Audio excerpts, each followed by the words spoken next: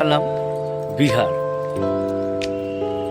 সকালে গাড়ি থেকে নামলাম 6:45-এ, যে গাড়িতে আমরা এসেছিলাম হিমগিরি চলে যাওয়ার জন্য।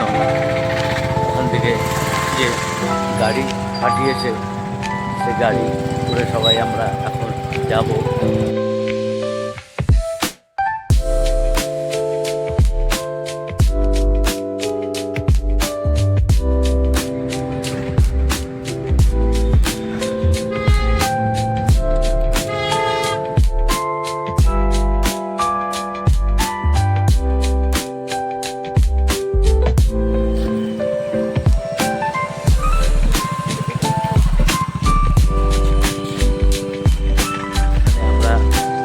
স্টে করবো, অর্থাৎ থাকবো এখান থেকে।